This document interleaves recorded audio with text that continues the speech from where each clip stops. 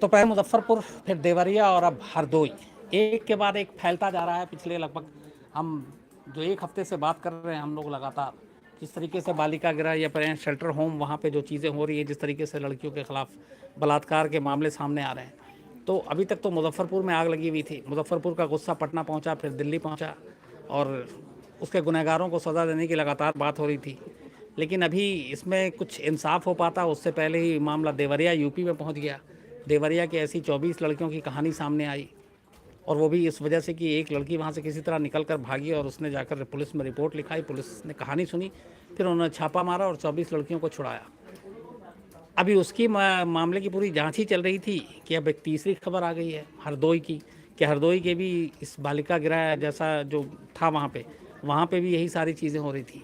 तो अब सवाल ये है कि सिर्फ मामला मुजफ्फरपुर है, हरदोई तक है, या फिर देवरिया तक है, या कहीं और भी है। जो हिंदुस्तान में ऐसे हज़ारों की तादाद बालिका गृह हैं और जहाँ पे ऐसी बेसहारा लड़कियों को रखा जाता है, और ज़्यादातर इस राज्यों में ये कि उनको एक इनाम करते हैं और सरकार उनको एड देती है, पैसे देती है, ये सोच कर कि वहाँ इन लड़कियों का भला, वो कुछ लिखना पढ़ना सीखेंगी, लेकिन होता उल्टा है। एक तरह से ये पूरा एक सफ़ेद पोश लोगों ने एक चकला घर बना रखा है, और आप में बेहद अफसोसनाक है, क्योंकि जब इस तरह की चीज़ें समाज में होती हैं तो फिर बहुत धक्का लगता है, चोट लगती है। और ऊपर से अगर फिर जो नेता हैं हमारे, वो ये बयान देते हैं कि आप हमसे सवाल मत करो और गुनहगार कौन है, कानून अपना काम करेगा, तो और ज़्यादा धक्का लगता है कि जिनकी जिम्मेदारी है इन चीज़ों को रोकना, वही अपने हाथ पैर पीछे खींच लें, तो फिर बड़ा मुश्किल होता है। तो पहले मुजफ्फरपुर, फिर देवरिया, फिर हरदोई, और अब आगे जो अभी जो खबर आ रही है हम लोग के पास वो ये कि ऐसे बहुत सारे लोगों, जो अलग अलग राज्य सरकारें हैं, उन्होंने एक जांच की है कि बाकी जो ऐसी ग्रह हैं उनकी सच्चाई क्या है, उनके बारे में पता किया जाए। तो जैसे यूपी बिहार में बहुत सारे ऐसे ग्रहों की जो है वो तलाशी हो रही है, वहाँ पे जाके अब अफसर जागे हैं, वो जा रहे हैं, जाकर देख रहे हैं, सच्चाई का पता लगा रहे हैं कि वहाँ की लड़कियाँ परेशान तो नहीं, उनकी शिकायत तो नहीं है। लेकिन सवाल ये है कि ये नौबत आई क्यों? अगर एक सिस्टम है, इस तरीके के जो कानून है वो ये है कि कोई मजिस्ट्रेट जो है वो महीना 2 महीने में एक दौरा करेगा ऐसी जगहों का, जो सरकारी अफसर हैं, जो महिला कल्याण मंत्रालय के तहत जो विभाग जो आता है, ये उनके अधिकारी जाकर देखेंगे। तो एक बड़ा सिंपल सा सवाल है कि अगर मुजफ्फरपुर की उस बालिका गृह में हर महीने अफसर जाते, औचक निरीक्षण करते, वहाँ पे दबिश डालते, लड़कियों से पूछताछ करते, मिलते रहते, बातचीत करते, तो शायद कभी ना कभी वो लड़कियाँ खुलकर सामने आती। लेकिन ऐसा हुआ नहीं, उन्होंने बात की नहीं। और ये जो टेस्ट ने जब किया तो पता चला कि वो इतनी डरी हुई थी कि खुल के बात नहीं करती थी। तो लड़कियों को अगर आप अलग ले जाकर हर बालिका गृह में, अभी भी मैं ये कह रहा हूँ कि ये तो 3 कहानियाँ सामने आई हैं, और मेरा दावा है कि ऐसे बहुत से बालिका गृह हैं जहाँ की लड़कियों का शोषण होता है, तो वहाँ उनको भरोसे में लेकर उनसे अलग से ले जाकर अगर अफसर बात करते हैं, या NGOs अलग अलग जो हैं, या जिस तरीके से टिस ने काम किया, तो शायद वो लड़कियाँ अपनी कहानी लेकर सामने आ सकती हैं। और ये जो एक भयानक चेहरा हम लोगों के सामने इन बालिका गृह के तौर पे सामने आया है, वो सारी चीज़ें रुक सकती हैं। तो मेरे जो आज मैं आपके सामने हूँ वो सिर्फ इसलिए हूँ कि मैं चूँकि आज यही खबर वारदात में भी बनाने जा रहा हूँ। अब एक के बाद एक लगातार 3 दिनों में मुजफ्फरपुर के बाद देवरिया और फिर अब आपका हरदोई सामने आया है। कुछ और भी खबरें आ रही, चूँकि हम लोग न्यूज़ चैनल में तो लगातार ऐसे फ़ोन करके या मेल के ज़रिए, या जो बहुत सारे सोर्सेज हैं वो बताते रहते हैं कि हमारे इलाके में भी ऐसा एक ग्रह है, वहाँ पे भी गलत चीज़ें हो रही है। ऐसे बहुत सारे खबरें आ रही हैं, लेकिन जाहिर सी बात है जब तक आप उनको कंफर्म नहीं करेंगे, वहाँ जाकर आप देखेंगे नहीं, चेक नहीं करेंगे, तो वो खबरें हम डाल नहीं सकते। लेकिन जिस तरीके से रिपोर्ट आ रही है, जिस तरीके से लोग शिकायत भेज रहे हैं, उससे एक डर ये है कि ये एक बहुत बड़ी तादाद में ये चीज़ें सामने आ सकती हैं। तो फिर सवाल ये है कि इसके लिए ज़िम्मेदार कौन है? तो जाहिर सी बात है जो लोग इस तरह की चीज़ें चला रहे हैं, जो बालिका गृह के लिए ज़िम्मेदार हैं, जो अनुदान देते हैं, सरकारी फंड से पैसे जाते हैं जहाँ पे उन लड़कियों की भलाई के लिए, और होता वहाँ कुछ और है। जैसे फॉर एग्ज़ाम्पल आप ले लीजिए कि जो देवरिया की लड़कियाँ, उनका कहना है कि हर शाम, हर सुबह, हर दोपहर अलग अलग गाड़ियाँ आती थी वहाँ पर, और उन लड़कियों को ज़बरदस्ती उन गाड़ी में बैठा कर कहीं और ले जाया जाता था। मुजफ्फरपुर की आप बात कर ले तो वहाँ पे जहाँ पे बालिका गृह था उसके बराबर में प्रिंटिंग प्रेस, उसी में नीचे एक सीढ़ी ऐसी थी जो सीधे लड़कियों के कमरे में जाके खुलती थी, और वो जो दूसरी सीढ़ी उसका जो सिरा मिलता था वो ब्रजेश ठाकुर के ऑफिस से मिलता था और घर से। तो मतलब जो भी वीवीआईपी लोग आते थे वो इस तरीके से उस चोर सीढ़ी का इस्तेमाल करते वहाँ तक पहुँचते थे कि बाकी दुनिया को पता ही नहीं चलता। तो ये सारी चीज़ें थी जिसकी वजह से ये चीज़ बहुत ज़माने तक ये सारी बातें दबी रहीं। लेकिन फिर सवाल ये कि हो हंगामा, शोर शराबा सब कुछ हो रहा है, लेकिन जो गुनहगार हैं उनका क्या हो रहा है? मिसाल के तौर पे जो बिहार की मंत्री हैं, महिला मंत्री हैं, उनका इस्तीफ़ा अभी तक नहीं हुआ है। कहा जा रहा है कि अगर वो दोषी पाए जाएंगी तब होगा। उनके पति का नाम पहले दिन से आ रहा है, उसके खिलाफ कोई कार्रवाई नहीं हुई है। ब्रजेश ठाकुर जिसको गिरफ्तार किया गया था वो भी अपने आप को बीमार बताकर जेल में होने की बजाय अस्पताल के बिस्तर पे पड़ा हुआ है। तो ये सारी चीज़ें शक पैदा करती हैं कि पूरे एक सिस्टम को, कि कहीं ऐसा तो नहीं है कि ब्रजेश ठाकुर को अस्पताल में होने की बजाय बीमारी के नाम पे मतलब अस्पताल में रखा गया जेल की बजाय, कि कुछ लोगों को डर तो नहीं है कि अगर उसने मुंह खोला तो बहुत सारे लोग बेनकाब हो जाएंगे, बहुत सारे लोगों के नाम सामने आएंगे और फिर मुश्किल हो जाएगा। तो ये चीज़ें शक पैदा करती हैं आम लोगों के बीच में कि फिर क्या होगा। और जब तक जाहिर सी बात है इंसाफ नहीं होता है, जो इसके असली गुनहगार हैं वो नहीं पकड़े जाते हैं, तब तक ये सवाल बना रहेगा। चाहे वो मुजफ्फरपुर की बात हो या देवरिया की बात हो, चाहे फिर वो हरदोई की बात हो। हालांकि देवरिया का मामला सामने आने के बाद यूपी सरकार ने बहुत सारे एक्शन लिए, डीएम को हटा दिया, 2-3 जो वो संचालक थे उनको गिरफ्तार भी किया। लेकिन अब फिर हरदोई का गया तो यहाँ पे भी कुछ ऐसी कार्रवाई होगी, कुछ सस्पेंड होंगे, कुछ गिरफ्तार होंगे। लेकिन क्या ये चीज़ें रुक जाएंगी या बाकी जगहों पे जो हो रहा है वहाँ पे सच्चाई सामने कैसे आएगी? ये पूरा एक नेक्सस है और उस नेक्सस को जब तक आप तोड़ेंगे नहीं, और वो जो लोग ये करते हैं उनका एक जो संरक्षण प्राप्त है राजनीतिक हलके में, उस संरक्षण को आप काटेंगे नहीं, तब तक ये चीज़ें रुकेंगी नहीं। इसलिए बहुत ज़रूरी है कि ऐसे मामलों में इंसाफ हो, ऐसे मामलों में जांच और इन्वेस्टिगेशन जो है वो सही हो, और ऐसे मामले में वो तमाम लोग जो भी जिम्मेदार हैं इसके, उनका जो है जो रोल फिक्स किया जाए और उनको पकड़ा जाए। और इत्तेफाक से मैं आपको कह रहा था, श्वेता हमारे साथ जुड़ी हुई, इसलिए कि मसला थोड़ा गंभीर है। मुझे लगा कि श्वेता इस दफ्तर में वो शख्स हैं जिनसे मैं इस बारे में बात कर सकूं। एक सवाल था, इसलिए मैंने आपसे थोड़े देर पहले जिक्र किया था। हम लोग बाबा राम रहीम, आसा राम, साईं राम सबकी बातें करते हैं, बलात्कारी अंदर हो गए। ये जो एक कर सफ़ेद पोस्ट चकल घर तक जिसको लोग कह रहे हैं, चाहे वो मुजफ्फरपुर हो, हरदोई हो, देवरिया हो, ये क्या नहीं लगता कि इन बाबाओं से कहीं बड़े बड़े बलात्कारी तो हमारे आसपास सफ़ेद पोस्ट और मुखौटा पहन के घूम रहे हैं? जो छोटे बच्चों को टारगेट करे कि ये बाहर जाकर नहीं बोलेगी, या इसके माँ बाप नहीं हैं, या अनाथ है, वही जो हमारे अदालत जब कहते हैं ना कि विश्वास को छलना सबसे बड़ा आपका अपराध हो जाता है, और उसके बाद आप उस महिला के साथ जो भी कर रहे हैं। यहाँ पर तो बच्चियाँ हैं, मतलब वो तो अविश्वास शब्द नहीं जानती हैं, वो तो सब पर भरोसा करती हैं। वो तो उस उम्र से निकल कर आती हैं जब कोई बच्चे आपको आसमान में उछाले तो आपको पता है कि वो आपको वापस लपक लेगा। उस बच्ची के साथ आप ये करते हैं। 7 से 14 साल की वो ही इससे 7 साल की बच्ची का जो पूरा वो पढ़ रहे थे शम्स, जो आपने भी पढ़ा होगा और शायद आपने शेयर किया होगा लोगों के साथ, कि उस बच्ची पर अगर आपको डर लग रहा है कि भाई 7 साल की अभी नशीली चीज़ नहीं दे सकते हैं, तो आप उससे मारपीट कर रहे हैं। उससे पहले आप उसके हाथ पांव बांध रहे हैं। 7 साल की बच्ची, आप समझते हैं किस क्लास में हुई? क्लास 1 या मैक्सिमम अगर बिहार यूपी की बात करें तो 2 में भेज देते हैं। 2 में भेज देते हैं ज़्यादा से ज़्यादा। आप सोचिए वैसा जो करता हो जो आदमी, फांसी से कम नंबर 1 सज़ा नहीं। और मुझे नहीं लगता है कि ये बिहार और यूपी तक सीमित चीज़ है, और मुझे नहीं लगता है ये पिछले ही साल शुरू हुई चीज़ है। जिस तरह से हालांकि मेरे अपने पत्रकार दोस्तों ने इस पर सवाल उठा दिए कि आप लोग ये क्यों कहते हैं कि राजनीति मत कीजिए, राजनेता है तो राजनीति नहीं। 2 चीज़ों पर राजनीति नहीं हो सकती है, एक सेना और दूसरा है बलात्कार। आप यौन शोषण जैसा अपराध जहां पर जुड़ जाता है वहां राजनीति हो नहीं सकती है। जब बिहार की बच्चियों का भी सवाल आया था तो मैंने 2 चीज़ें सिर्फ पूछी थी। मुझे नीतीश कुमार से कोई राजनीतिक बयान नहीं चाहिए था। मैं सिर्फ इतना जानना चाहती थी कि क्या नीतीश कुमार जाकर मिले उन बच्चियों से? अनाथ हैं बच्चियाँ, माई बाप जो कहा जाता है सरकार को, माई बाप का मतलब क्या होता है? वो अभिभावक थे उन बच्चियों के, वो नहीं गए वहां पर उनसे मिलने। राजनीतिक बयान से कुछ नहीं होगा। दूसरी चीज़ मैं जानना चाहती थी कि उनके भविष्य के लिए आप क्या कर रहे हैं? आप उनको रिहैबिलिटेट कैसे करेंगे?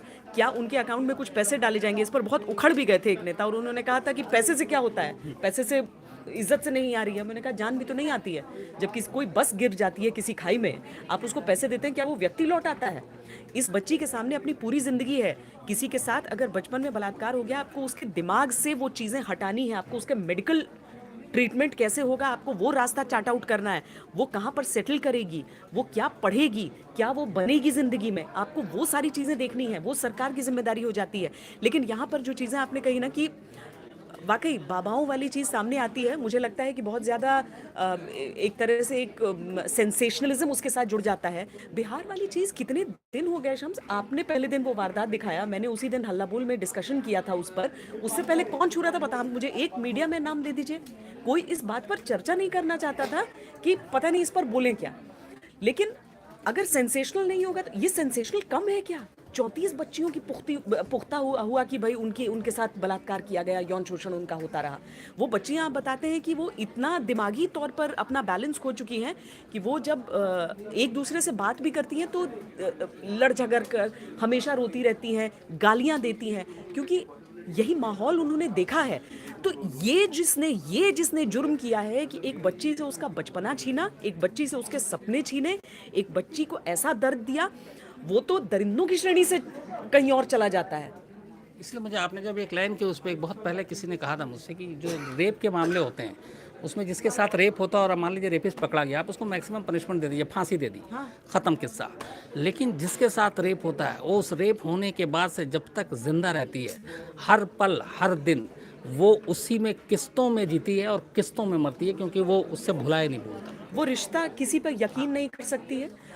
बलात्कार तो बहुत दूर की चीज़ होती है, अगर किसी के साथ थोड़ी सी छेड़छाड़ भी हो जाए एक छोटी उम्र में, या एक इम्प्रेशनेबल एज जो कहते हैं, जब आप मैच्योर नहीं हैं, परिपक्व नहीं हैं, तो आपको रिश्तों पर भरोसा उठता है। आप कोई व्यक्ति अगर आपको टच करने भी आता है तो आपको लगता है कि पता नहीं मैं कैसे इस आदमी को क्या कर दूं। आप में वो शक्ति नहीं है, शारीरिक शक्ति, मेरा बल नहीं है आपके पास कि आप उसको वो कर सकें जो आप करना चाहते हैं, आप उसकी जान ले सकें, आप उसको पीट सकें, आप उसको मार सकें। आप असहाय हैं उस समय। और इससे बुरा क्या हो सकता है शम्स? हम लोग भी जब, अगर हम सब कोई भी व्यक्ति अगर जो अपने आप को इंसान कहता है, मुझे लगता है जब हम लोग बाहर निकलते हैं ना, कोई आप गरीब लाचार देखते हैं, वो ज़रूरी नहीं है आपके सामने हाथ फैलाए चाहे नहीं फैलाए, आप कोशिश करते हैं, आप कुछ खा भी रहे होते हैं ना, तो आपको लगता है कि मैं इसको दे दूँ। ये नॉर्मल इंसान की बात मैं कर रही हूँ। जो बहुत बड़े दिल वाला होगा वो तो शायद पता करे कि भाई आपको कितना, आपको मैं आपके लिए आगे क्या कर सकता हूँ, वो एक कदम आगे जाएगा। लेकिन नॉर्मल इंसान भी जो होता है, जो सिर्फ इंसान कहलाए, वो कम से कम थोड़ी मदद करता है। एक ऐसी असहाय को, माँ बाप नहीं है, कभी उसने नहीं देखा। मैं एक बार एक शेयर करना चाहूँगी आपसे। मैं दिवाली का एक शूट था, मैं दिवाली पर एक सीरीज़ शुरू किया है पिछले 1-2 साल से, जिसमें मैं उन बच्चियों के पास जाती हूँ या उन बच्चों के पास जाती हूँ जो जिनका कोई नहीं है दुनिया में। तो पहले साल जब हम लोग गए तो वो HIV पीड़ित थे बच्चे, हमने चेहरे भी दिखाने से हम बचे और वो सब। तो उनका अलग था, उनके मतलब घर बहुत आर्थिक तौर पर अच्छा नहीं कर रहे थे सब, तो वहाँ पर एक NGO था जो उनके लिए काम कर रहा था। दूसरे साल में गई तो वो सारी लड़के लड़कियाँ थे जो अनाथ थे। बस में हम लोग बैठे, अच्छा वो जाते ही मुझसे लिपट गए बहुत सारे बच्चे। तो आपको लगता है कि चलिए बच्चों के साथ खेल लें थोड़ी देर, लेकिन कुछ देर बाद आप जब ये सोचने लगते हैं कि आप 1 घंटे के लिए इनके साथ हैं सिर्फ। वहाँ से हम जा रहे थे, रणबीर कपूर अनुष्का के साथ एक शो था हमारा, बच्चे बड़े एक्साइटेड थे, मुझे याद आ गया वो, है ना? हाँ बिल्कुल। तो बस में हम बैठे, छोटी सी बच्ची थी मेरे साथ, मैंने उससे पूछा तुम्हारा नाम क्या है? उसने कहा मेरा नाम साक्षी है। तो मैंने, अच्छा ऑटोमेटिक होता है, देखिए मेरी भी गलती नहीं है इसमें। मैंने पूछा किसने रखा? तो उसने कहा मैंने रखा। मुझे उस समय सच मानिए तो मुझे बहुत बुरा, उस बच्ची ने कभी अपने माँ बाप देखे ही नहीं थे, वो बहुत छोटी सी थी, तो उसे वहाँ पर छोड़ दिया था किसी ने अनाथ आश्रम में आकर। और बस में AC चल रहा था, थोड़ी देर में बच्ची स्लीवलेस पहना हुआ था, उसने थोड़ी ठंड लगी, मैंने दुपट्टा ओढ़ा हुआ था, मैंने दुपट्टे से उसको लपेट दिया, तो बहुत कंफर्टेबल होकर सोने लगी। फिर मैंने अपनी नज़र घुमाई तो मैंने देखा पूरी बस में सारे बच्चे सिकुड़ कर सो रहे थे, दुपट्टा मेरे पास सिर्फ एक था। ऐसे बच्चियों का फ़ायदा उठाते हैं आप, ऐसे बच्चों का, मतलब चौराहे पर खड़ा होकर सज़ा होनी चाहिए ऐसे लोगों को। बिल्कुल। अब जैसे मैं आपको बता रहा हूँ, कल ये कानून अब पास हुआ है, ये रेप वाले मामले में डेथ पेनल्टी की बात हो रही है, लेकिन आज़ादी से लेके आज तक, मैं आखिरी जो फांसी हुई, अगर मैं रेप की बात करूं तो 2014 में धनंजय चटर्जी की हुई है कोलकाता में, अलीपुर जेल में, जब उसने एक स्कूल की बच्ची के साथ, हाँ स्कूल की बच्ची का रेप किया था और फिर मर्डर कर दिया था, उसको रेयरेस्ट ऑफ रेयर माना गया। लेकिन अगर इतने सालों में, और बल्कि इतिहास उठा के देख ले तो टोटल 40-50 तो अपने यहाँ फांसी हुई है, और उसमें भी रेप के मामले में मुझे ये धनंजय चटर्जी लास्ट है, ठीक है। जबकि आप आंकड़े उठा लीजिए, हर साल 34, 35, 36 हज़ार रेप होते हैं। अब फांसी की सज़ा चलिए कोर्ट से ये भी हो गया, मैनर के साथ होगा, लेकिन कानून तो पहले से भी सख्त है। ये चीज़ें बढ़ती जा रही हैं कहीं ना कहीं। अब जैसे मैं मुजफ्फरपुर की बात ही करूँ, पॉलिटिकल संरक्षण, फिर ऐसे लोगों को बचाना, जैसे आपने अभी कहा कि दो चीज़ों में राजनीति नहीं होनी चाहिए, एक सेना के साथ और दूसरा रेप। मैं तो रेप से बढ़ के थोड़ा सा कहता हूँ कि एक सेना और दूसरा क्राइम। आईपीसी के तहत हर एक के लिए सज़ा बराबर है, तो क्राइम है मतलब क्राइम है, उसमें राजनीति के लिए कोई जगह ही नहीं होनी चाहिए। तो कानून तो कल भी बन गया, लेकिन ये चीज़ें आपको लगता है ये तीन ही जगह पे महदूद है, सिर्फ मुजफ्फरपुर, देवरिया और एक और जो है, बाकी और सब जगह सब कूल है, ठीक है, लेकिन कैसे बदलें फिर? समाज ही को बदलना है। मैं तो जब निर्भया कांड हुआ था और लोग शीला दीक्षित के खिलाफ नारेबाजी कर रहे थे, मैं गुस्सा मुझे भी उस कांड पर उतना ही था। और सच कहूँ, मैं उस आंदोलन के लिए इंडिया गेट गई भी थी। उन दिनों मेरा गला ख़राब हुआ करता था, मैं एंकरिंग नहीं कर रही थी, तो मैंने अन्ना आंदोलन के लिए भी मैं गई थी, एक देखने के लिए कि कैसे क्यों आंदोलन, और निर्भया कांड क्योंकि मैं बिलीव कर रही थी उसमें। लेकिन जब मैंने देखा कि इसमें राजनीति भी बहुत ज़्यादा हो रही थी। देखिए, सरकारें नहीं बलात्कार करती हैं, समाज करता है। सरकारें भी हमारा हिस्सा हैं, हम बनाते हैं उस समाज, उस सरकार को। तो अल्टीमेटली घूम फिर कर जाता है। मुझे नरेंद्र मोदी की कही एक बात बहुत पसंद आई, चाहे इस पे आप गोदी कहिए चाहे जो कहिए, लेकिन लाल किले की प्राचीर से जाकर एक प्रधानमंत्री अगर ये कहता है कि अपने बेटों से भी पूछो कि वो कहाँ जा रहे हैं अपने, तो ये बहुत ज़्यादा ज़रूरी है। उससे उनको वोट घट रहे हैं या बढ़ रहे हैं ऐसा नहीं हो रहा है। जो प्रदेश का अगुवा है, देश का अगुवा है, जो भी ऐसे पदों पर बैठा हुआ है, उन सबको ये सिखाना ज़रूरी है कि अपने बेटों से भी पूछो, उनसे भी पूछो कहाँ जा रहे हैं वो, क्या कर रहे हैं वो। और सिर्फ हम लोग नहीं, अभी जब देवरिया वाला केस आया तो उसमें पता चला कि जो आसपास के लोग थे वो भी बता रहे थे कि ऐसा हमें तो मालूम था। अरे तो किया क्या आपने? सबसे बड़ी बात यह है कि हम लोग आंख बंद करके बैठे रहते हैं, उसके बाद हर चीज़ सरकार पे छोड़ देते हैं। जैसे आपने अभी कहा कि सरकारें बलात्कार नहीं करती, मैं इसी से एक कदम आगे मिला दूं कि पुलिस की भी ये औकात नहीं है कि वो हर बलात्कार को रोक सके। उसकी सिंपल सी एक वजह है कि 98%, 97 से 98% बलात्कार चार दीवारी के अंदर होता है, और 98-99% बलात्कार करने वाले अपने जानने वाले होते हैं। तो ऐसे हर लोगों के दरवाजे के बाहर एक पुलिस खड़ा हो, ये तो पॉसिबल नहीं। मैं तो सिर्फ इतना कह रही हूँ, जितने लोग देख रहे हैं, देखिए किसी को कन्फेस करने की यहाँ पर ज़रूरत नहीं है, लेकिन एक बार खुद सोच कर देखिए, आप में से कितने लोगों को ऐसा कोई अनुभव हुआ है एक बचपन में, या फिर आप जानते हैं कि मेरे दोस्त ने या मेरे भतीजे ने या किसी ने ऐसी कोई बात कही थी। अब सोचिए कि हम जिस समाज में रहते हैं, अगर उस समाज में ऐसे हम हर एक व्यक्ति ऐसा कम से कम एक इंसिडेंट सोच पा रहा है, तो सोचिए। और सचमुच ये आज की बात नहीं है, ये बढ़ता जा रहा है, ये बात सच है। पता नहीं कहाँ जाकर इसका अंत होगा। ऐसी विभत्स चीज़ें निकल कर सामने आती हैं, चाहे जानवर हो, इंसान हो, मतलब अकल्पनीय है ये चीज़ें। और वो बदलेगा तभी जब हम लोग सिर्फ सोशल मीडिया पे ये नहीं कहेंगे कि हमें बदलना है, बल्कि सचमुच हम ये सोचेंगे कि हमें बदलना है। अगर आप अपने घर के पास ऐसी कोई चीज़ होते देख रहे हैं, तो आप चलिए, मैंने मान लिया कि पुलिस करप्ट है, आप नहीं कह पा रहे हैं उनसे। आजकल तो सोशल मीडिया है ना, एक फेसबुक पोस्ट है ना आपके पास, आप, मैं कहती हूँ कि आप मीडिया के पास गए, मीडिया ने कह दिया कि भाई हम नहीं चलाएंगे आपकी खबर, वो दे बहुत बोरिंग है, बहुत डाउन मार्केट है, ये भी मैंने समझ लिया। लेकिन सोशल मीडिया तो सबसे बड़ा टूल है, सबसे बड़ा हथियार है। लेकिन इसके लिए हम सबको एक योद्धा बनना पड़ेगा अपने यहाँ से निकल। हर चीज़ पे पुलिस और सरकार पे उंगली उठा के काम नहीं चलेगा, नहीं चल सकता है, नहीं चल सकता है, वो करना ही होगा।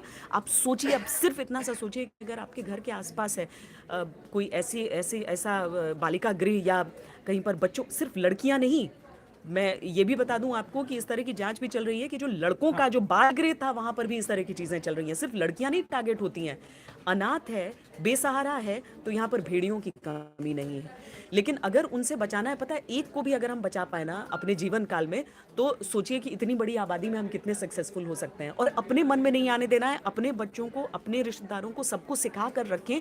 अगर अपने में भी किसी को हम महसूस कर रहे हैं कि कोई ऐसा है, तो सिर्फ इस वजह से मत खड़े हो जैसे मंजू वर्मा खड़ी हो रही थी कि भाई हम पिछड़े हैं तो आप इस तरह की बातें कर रहे हैं। ये सब चीज़ें हमें खोखला कर रही हैं। और अगर हम एकजुटता की बात करते हैं ना, तो इसी सामाजिक एकजुटता से चीज़ें हो सकती हैं। 2-3 चीज़ों पर कि मैं सख्त खिलाफ हूँ। अगर धर्म का एंगल दे दिया जाता है इन चीज़ों को, मैंने भी उस समय जब वो बॉलीवुड की अभिनेत्रियाँ खड़ी हुई थी, मैंने कहा बहुत अच्छी चीज़ है, आपको बलात्कार के खिलाफ आवाज़ उठानी चाहिए, लेकिन एक जुर्म के तौर पर नहीं, में राजनीति के लिए कोई जगह ही नहीं होनी चाहिए। नहीं, जुर्म में धर्म, राजनीति, इन सब की जगह नहीं है।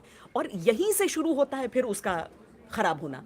फिर लगता है अच्छा उसका मुसलमान का हुआ ना, ठीक है, अच्छा फिर हो जाता है उसकी मोमबत्ती है और मेरी मोमबत्ती है। हाँ, यही होता है। तो उससे तो कभी नहीं हो सकता है। तो वो जो कर रहे हैं उन लोगों का तो सामाजिक बहिष्कार कीजिए भाई, जो इसको स्पिन देने की कोशिश करे, चाहे वो राजनेता हो, चाहे वो अभिनेता हो, चाहे वो पत्रकार ही क्यों ना हो। आपको बात अच्छी नहीं लग रही है तो हटाइए उसको, उस व्यक्ति को ध्यान देने की जरूरत नहीं है, लेकिन अपनी सामाजिक रिस्पॉन्सिबिलिटी को समझिए, तभी ये चीजें बदल सकती है, नहीं तो कभी कुछ नहीं बदलेगा। ऐसे ही बलात्कार होते रहेंगे, 34 है, कल 74 हो जाएंगे, लेकिन होता रहेगा। बिल्कुल। तो कुल मिला के यही है कि आप अगर सच में चाहते हैं कि ये चीज़ें ना हो, तो उसका बड़ा आसान तरीका है कि आप अगर अपने आसपास सिर्फ नज़र रखें, आपके भी मोहल्ले में, आपके कस्बे में, शहर में ऐसे बालिका गिरा या फिर बालक गिरा, तमाम चीज़ें होंगी, वहाँ कुछ गलत हो रहा है, आप फ़ौरन उसके ऊपर आवाज़ उठाएं। अगर नहीं उठाते हैं फिर आपको मुजफ्फरपुर, देवरिया और हरदोई जैसे कांड पे आवाज़ उठाने का हक भी नहीं है।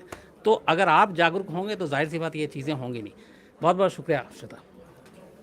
श्वेता मैम के लिए एक सवाल है हाँ हाँ हाँ, बिल्कुल लो। कि सर हर बार यही केस, हर बार इन्वेस्टिगेशन, पर चेंज क्या होगा? श्वेता की जवाब। नहीं, वही चीज़ मैं कह रही हूँ कि हर बार वही केस होगा, वही इन्वेस्टिगेशन होगा और कुछ बदलेगा नहीं। लेकिन आपको चाहिए क्या, आपको बदलाव क्या चाहिए? मैंने जैसा कहा आपसे, मुझे बदलाव ये चाहिए कि अगर समाज का एक व्यक्ति भी हम अपने जीवन काल में बदल पाएँ, हम अपने जीवन काल में एक किसी को बचा पाएँ, कि आपको आज से 5 साल बाद आपसे कोई पूछे कि तुम्हारी ज़िंदगी की सबसे बड़ी उपलब्धि क्या है, तो वो नौकरी में एक मोटी तनख्वाह न हो, वो उपलब्धि हो कि आपने किसी के लिए कुछ किया है, वो व्यक्ति आपका नाम लेता है, ये ज़रूरी है। उसका ढिंढोरा पीटने की ज़रूरत नहीं है, ढिंढोरा पीटने वाले कभी दूसरे के लिए काम नहीं करते हैं। लेकिन अगर आप मन में ये ठान लेंगे ना, देखिए इस तरह के इंसिडेंट से अच्छा ये निकलेगा कि 5 लोग उस बुराई से दूरी अपनी बनाना चाहेंगे। अगर समाज बदलेगा वही उससे निकलेगा, नहीं तो ऐसी तो पता नहीं क्या कैसी कैसी विक्षिप्त लोग हैं, ऐसे ऐसे ख्याल वाले लोग हैं, आप दिमाग में नहीं आएगा जब तक आप अखबार में छपा हुआ पढ़ेंगे या टीवी पे सुर्खियां देखेंगे, तब आपको पता चलेगा कि ऐसा भी होता है, ऐसे भी लोग हैं, इनसे भी ऐसे हो सकता है, तब तो आपको वो पता चलता है। इसीलिए क्राइम तो अपनी जगह रहेगा, लेकिन आप अगर आपके समाज का परसेंटेज कितना सड़ता जा रहा है उसको आप रिट्रीव करते जा रहे हैं, बचाते जा रहे हैं, यही एक उपलब्धि हो सकती है इस तरह के इंसिडेंट से। Thank you Shweta.